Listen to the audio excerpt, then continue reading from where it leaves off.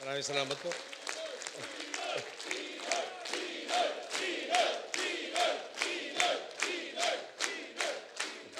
Salamat po, salamat po. Papakita ko lang ho sa inyo ito. Nakita naman niyo, wala ng teleprompter. Ang problema na ho, baka humaba yung speech natin. Meron ba kayong damit pantulog mamaya? Hindi, pero sa totoo lang, ito, nakikita naman yun. 4 na pahina.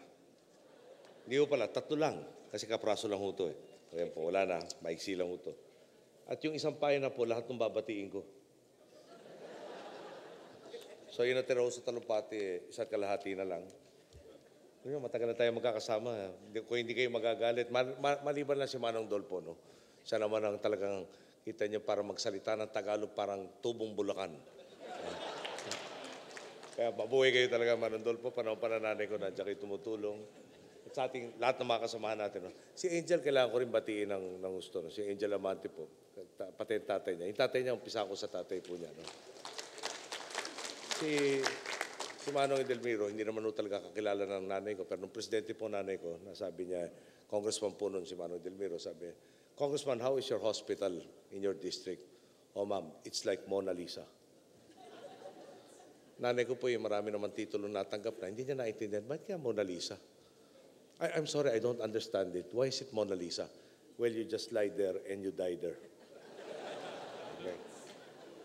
Ngayon, ganun si Manong, no? Magaling, hindi nangaaway. Pero pinadama, nakalimutan po kami. O wala pa yata 2 linggo, pinadala na yung gamot, tapos sumunod nun lahat ng kasangkapan. Ganun no style. Kako mukhang okay ito. Natutunan na natin dyan. So noong tayo po'y tumakbong senador, isa rin sa mga unang tumulong sa atin, lalo po dito sa Mindanao.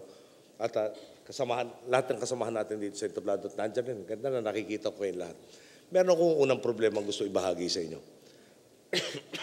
Balikan na, niyo yung ubo, no? Yung ubo mawala rin dyan. Di rin yung pagiging binata. Next year ho. Next year, gumanda ang pag-asa ko doon. Hindi naman ako nakakasigurado. Ngayon pa lang hindi ko kayang imbitahin lahat kung sakasakali matuloy yun. Dahil wala pa ako ngayon. No? Pero sama niyo idasal na lang. Ito yung problema. Okay? At balikan natin, baka narinig na ito sa akin noong araw. No? Pero totoo nangyari ito sa Cebu. Pagkatapos nito, tutungo ko na Cebu. Di nung panahon ng diktadorya, meron nung dating senador siya bago Marcelo.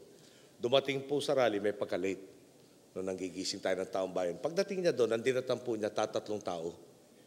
Sabi ngayon, napatingin siya, 3 tao na lang pala nandito. Lapit doon sa MC. Sabi niya sa MC, magsasalita pa ba ako? 3 na lang dito. Sagot ko sa kanya ng MC, mukha akong hindi pa kumbinsido yung 3 yan. No? Bakit hindi ho natin subukan? Baka kayo yung makakakumbinsi. So, nung nagsalita po, at siya nagsalita siya, hindi naman niya, hindi ba, 3 tao, pang-4 siya, pwede naman 4 na silya lang. Sumampa ho na yung tablado, ginamit yung mic, at saka yung loudspeaker, maraming loudspeaker. Saka, nagsalita doon sa plaza. Kalahati na yung talumpati, tumayo yung isa doon sa 3. Umalis, umuwi. Malingon siya sa MC. Sabi ng MC, ang galing nyo. Dalawa na lang. Ang kailangan natin kumbinsihin. Matatapos na lang po yung talumpati, tumayo na naman yung isa. Nilingin na naman siya si MC, lahat nang nauna sa inyo, hindi na kaya makumbinsi yung 2 yan. Kayo lang pala ang susi, ituloy na po nyo, isa na lang. Natapos yung talumpati, hindi naman umalis yung pangatlo. Di babasa na yung tablado, nilapitan niya, kinamayan niya. Sabi niya, siguro naman pare, kumbinsido ko na ngayon. Sagot ng tao, alam mo nyo, talaga pong kumbinsido ko. Bago pa ako kayo dumating, kumbinsido na po ako. At ang preba po niyan, yan loudspeaker at mikropono ginagamit yung akin po yan, pinahiram ko lang.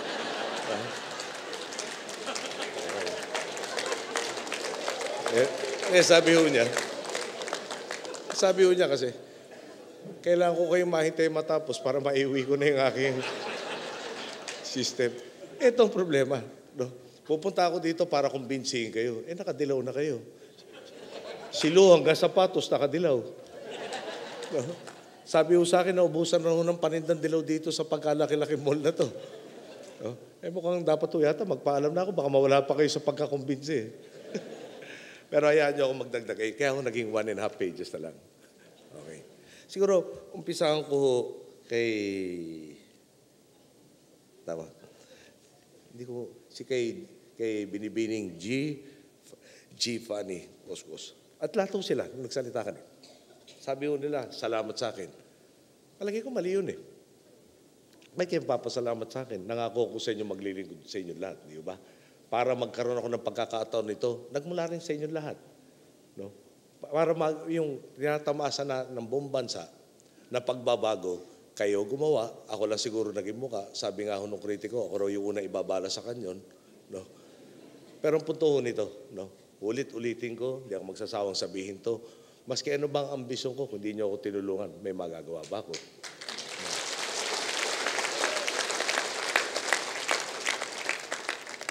Sa lahat ng pagtakbo sa national election, parati ko narinig na yung anyone but. Ibig sabihin nun, manalo na raw maski sino, wag lang raw ako. Okay. Ako, pasensya na kayo.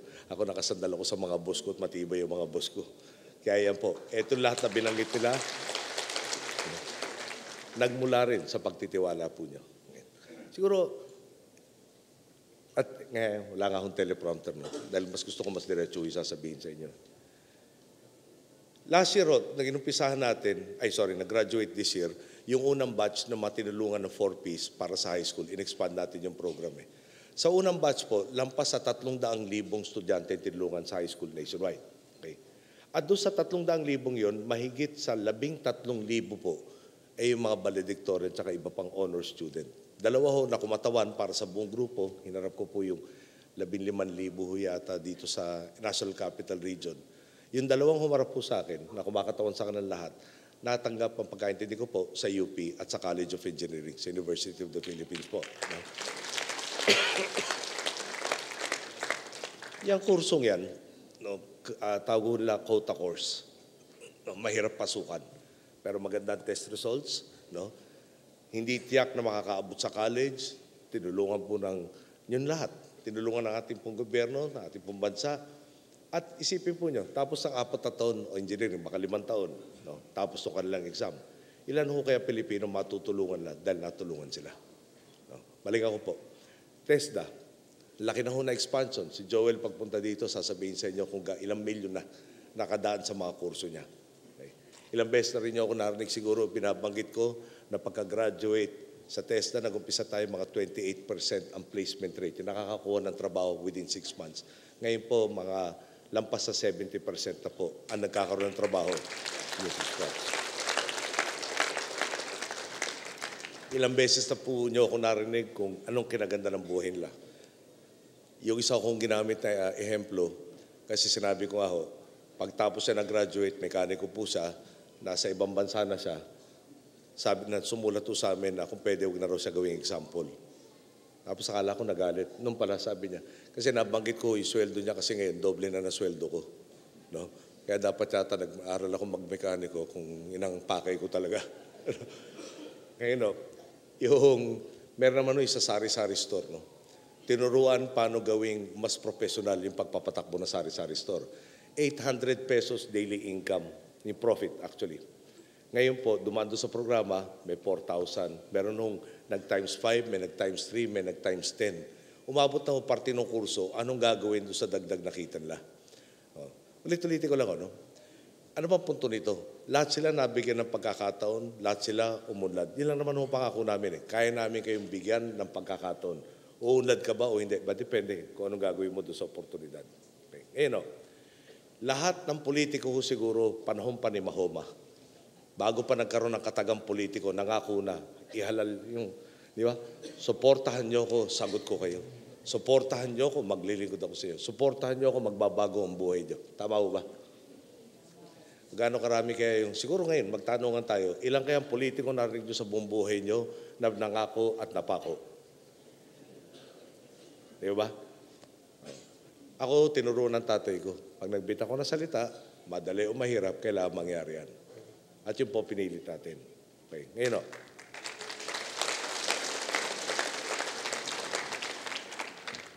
Dapat ba natin ipagpatuloy yung mga ginagawa natin sa ngayon?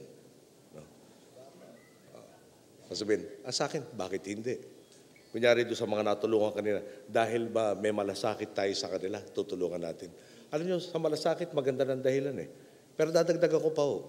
No? Tinatawag ako, logical. Yung pinag-aral natin sa TESDA, ilan ho ba ang may alam sa atin dito ngayon na within 1 year, no, lampas lang ng minimum wage at wala naman nung gagraduate doon ng minimum wage ang tatanggapin eh. Pag nag-graduate sa programa, unang buwis na babayaran niya sa income tax, yung pinuhunan natin para makapag-aral siya, bayad na. Ano ibig sabihin nun? Hindi naman isang taon lang magtatrabaho yung tao yan. Kada taon na magbabayad siya ng buwis, meron naman pagkakataon na ipagkakaloob sa ibang tao. Sabihin natin na isang tao lang, bawat buwis na binayad niya. Sabihin natin 30 taon siya nagtatrabaho, 30 tao dahil tinulungan natin yung unang isa. Di ba?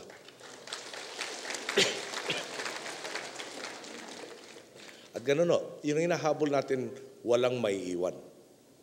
Yeah? Mabigyan ng oportunidad. Dito po sa inyo sa Mindanao, bakit ko ba sinusulong yung Bangsamoro Basic Law? Importante, maisulong natin. Importante, may katahimikan kayo. At ano ba talaga mapapakinabangan ng lahat pag nagang tahimik na ang ating pong Mindanao? Tingnan po niyo yung mapa. Sino karatig ng Malaysia, ng Indonesia, no, ng Brunei? Kayo yung pinakamalapit eh. Alam ba niyo na mas malapit pa yung isang parte ng Australia bumiyahe sa Mindanao kaysa sa kabilang bahagi ng Australia? Okay. Ano po ibig sabihin yan? Yung BIMP Iaga na tinatawag, ilang dekada na natin narinig yung BIMP Iaga. Hanggang ngayon, kokonti ang nalaga. Yeah. Pag tahimik ko tayo dito, kabahagyang Pilipinas, Mindanao, ang ating tulay para magpalawak ng ating mga merkado. Babalik ako sa problema ko. Bakit ko nga kayo kukumbinsi? Hindi naman kayo pupunta dito kung hindi kayo kumbinsido na. Okay. Pero ang importante ho siguro, no? Hanapin natin yung hindi pa kumbinsido. At ito itutulong ko sa inyo. May nagtanong sa akin, bakit si Mar Rojas ang dapat natin tulungan? Tingnan natin yung pagkataon ni Mar. 2010, pagkatagal-tagal ng Partido Liberal, di ba? Siya tinutulak namin kandidato. Pero dumating, nagsalita ang taong bayan, hindi lang tayo. Ako ba, pinilit ko si Mar? Ako ba, di ba, kung anong ginawa namin para magbigay siya? Hindi ho, kusang loob. Siya ho, nagpasimuno na ito ang tawag ng sambayanan, ang ambisyon kong personal, pwedeng isang tabi para sa bayan. At talaga nagbigay nga ho sa atin si Mar, di ba? Yun yung baliktad ng politiko na pag umarap sa taong bayan, puro umpisa ng salita, ako. Yeah?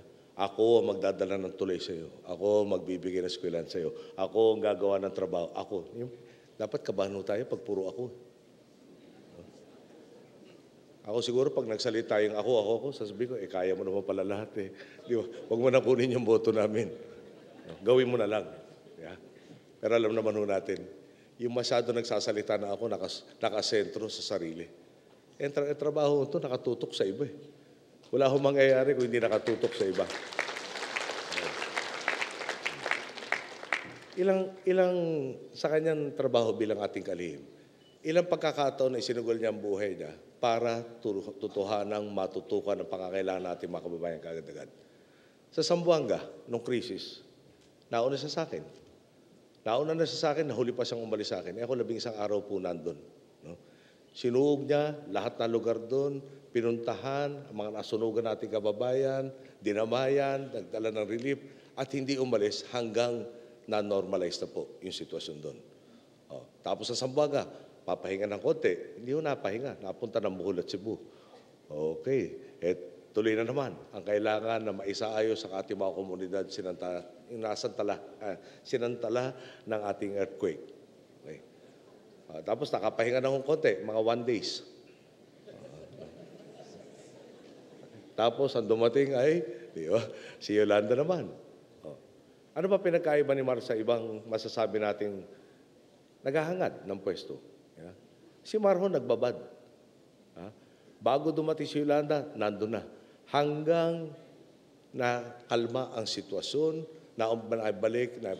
napanumbalik yung mga tinatawag na basic services tulad ng tubig, tulad ng kuryente. No? Hindi ho dumating, nagdala na ilang pirasong relief goods, nagpalitrato, nagpa-video, may malasakit ako. Wala akong pinapatamaan, ha? Bato-bato sa langit na lang. No? Basta ang punto ko, simpleng-simple. No, aking sinuri rin. No? Siyempre, alam naman po nyo, nung nag-upisa ako ng 2010, di hamak, mas makapalambo ko. Ngayon, makapal na lang. At syempre, nung tinatanong ko, ilang buwan hong lumipas, sino ba ang dapat natin suportahan? Kada mapuntahan kong lugar. Ganon ang tatanong sa akin. Meron pang obligasyon mo na hanapan kami ng tamang kapalit. At pagkatapos mo nahanap, siguraduhin mo manalo. Sabi ko, tanda ko, pareho lang ang boto natin eh. No? Sa daang matuwid ang bilangan ng boto, tigi-tigisa lang. No? Paano ko magagawin lahat yan? Lately, no? Parati tinatanong ako, benepisaryo ako ng 4Ps. Paano ho nyo magagarantiya na magpapatuloy ito? Benepisaryo ako ng iba pang programa. Paano ho nyo magagarantiya pagpapatuloy ito? Paano nyo magagarantiya na lahat ng ginawa nyo, itutuloy pagbaba nyo sa pwesto? O di siyempre pag uwi ko, paano ko nga magagarantiyahan nyo pag ako'y bumaba na sa pwesto? Yeah. Pero pwede kong sagutin ng oo eh. At paano sa nagmumula yung tapang na yun, sa nagagalila ka sa loob? Nandiyan kayo. Yeah. Kayo. At ako, pagtutulungan natin ito, magagarantiya, magpapatuloy lahat yan. Pero nang bubulong sa akin likod, mukhang ginaganahan ka. Sabi mo pa naman, 3 pahin na lang yung talumpati mo. No? Siguro tapos siguro sa isang matinding pakiusap. No? Meron ba tayong mahalagang bagay sa buong buhay natin? No? Na nakuha natin, hinulog lang mula sa langit o may nagbato lang sa atin. Yeah? Talagang lahat ng may halaga sa atin, pinaghirapan natin. Kung tayo may titulo ngayon, nakapagtapos tayo. No? Yung mahuhusay na teacher, natuwa tayo. Yung mga teacher na hindi masyado mahusay, pagdadasal natin. So, basta, ano man larangan ng buhay nyo na naabot nyong tagumpay, no? Talaga naman hong pinaghirapan, yung may saysay. Dito, huwag na tayo magkumbinsihan. Palagay kumbinsido na tayo. No? Hanapin natin yung hindi pa kumbinsido. No? At itanong, ano bang masama ipagpatuloy natin na kalingain yung 20 milyong pamilya, 20 milyong Pilipino na tinutulungan ng 4Ps? Ano bang masama na yung 84 to 89% na nasa PhilHealth na pinalawak na nga yung membership, pinalawak pa yung coverage? Ano bang masama? Ituloy natin yan. Ano bang masama na lalo pa natin bigyan ng pagkakataon yung gustong pumunta sa technical vocational sa TESDA? Or bigyan ng iba pang mga scholarships, palawakin natin yung nasa college. No? Bakit masama na ituloy lahat ng nangyayari ngayon? Bakit masama na yung pinangako sa inyong pagkatagal-tagal na infrastrukturang kakailanganin nyo ngayon? Di ba? Marami na po infrastrukturang ipinangako 20 years ago, 30 years ago. Kanina kong pinuntahan ko, 50 years na ho namin hinihintayan. Sabi ko sa kanila, yung isa nga ho, sabay inisip yung sa Halaur River Project, no, sa Iloilo. Nung napanganak po ako, inisip na rin nila yung proyektong yun. Hindi ko na makakalain ako po pala magkakautang doon. Dahil nung napanganak po ako, nilabas ako sa nanay ko, siyempre hindi ko pa alam na merong Halaur River. Pero babalik ako, no? Bakit tayo kailangan magtiis? Bakit kailangan manatili ang palagay natin mali? Bakit masama na bigyan ang lahat ng oportunidad para iangat ang sarili? No? At babalik tayo doon. Si Mar, kadamay natin pagkatagal-tagal. Nung nasa oposisyon po kami, habang nakaupo na to, tulad ko, katakot-takot at panlalait ang naabot. No? Katulad ko, hindi mahiling magtaas sa sariling bangko. No? Kung ako tumapad sa inyo ng aking pangako, okay na sa akin yun. Hindi ko kailangan ilagay sa kaliwat kanang TV advertisement ko, ano accomplishment ko. Hindi ko kailangan magpagawa na kinakilometrong tarpaulin para palala sa inyong may ginawa ko para sa inyo. Hindi, kung may ginawa akong totoo para sa inyo, hindi ko na kailangan sabihin sa inyo dahil malalaman po niya. Yeah.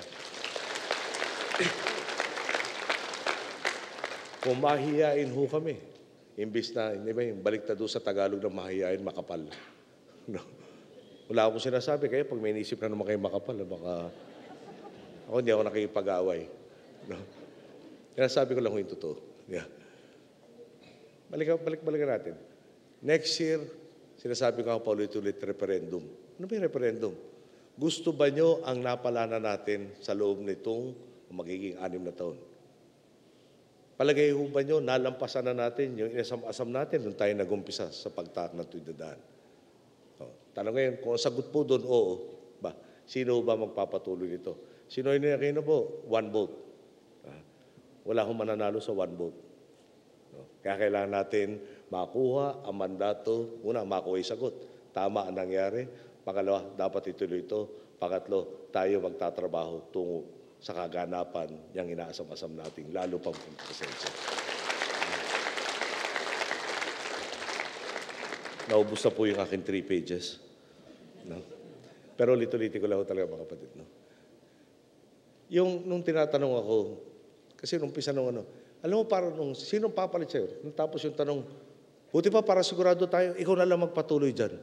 Sabi ko, kagad doon nakita ko yung mga mukha ng mga kapatid ko na hindi ho lang umiiyak, humahagulgul. Sabi no, parang bihira umiyak yung mga kapatid ko. Sumunod lalong hahagulgul yung mga pamangkin ko. Pati ho si Yoli sa aking tahanan, nag-aasikaso sa atin. Umpisa pa lang yung, Yoli, tuto pa lang, hindi pa magtutuloy tayo. Palagay ko, umiyak na rin yun. No. Parang, talaga, kadamay ko sila sa lahat ng hirap na dinaanan natin dito. Sabi palagay ko, parang mali yata yan. Iaasa natin sa isang tao, isang grupo. No? Paano pag nawala itong taong to? Paano pag nawala itong grupo? Hanggang doon na lang. Mali yata yan. Tapos bibigyan pa natin ng tulay, pagkakataon yung iba, na tulad nung 1972, di ba? Natapos na 2 terminong pwede niyang takbuhan, nagkaroon ng martial law. 73 pala matatapos, kaya inunahan na niya. Bago ma-times up siya, no? Nagkaroon tayo ng martial law, nagkaroon siya ng plus 14 years. No? Kayo rin, di ba? Baka may tatakbo siya, naghahanda na nangahalinin sa kanya. Maganda na yata, 1 term. No? Gawin mo yung dapat mo magawa at yung kaya mo magawa. Tapos ipasa mo yung renda para mapakita naman na talagang kaya na sambayan ng Pilipino magpatuloy sa tamang direksyon.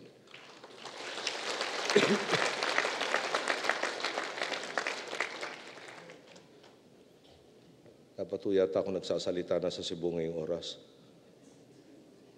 Buti lang maunaway na rin sila. Basta ulit-ulitin ko lang. Wala akong pinagmamalaki kung hindi lakas na pinagkakaloob niyo po sa atin. Kayo talaga ang lakas ng Trinidad. Tuloy po natin laban tayo tungo sa pagtayo. Ganda po po. Maraming salamat po sa inyo.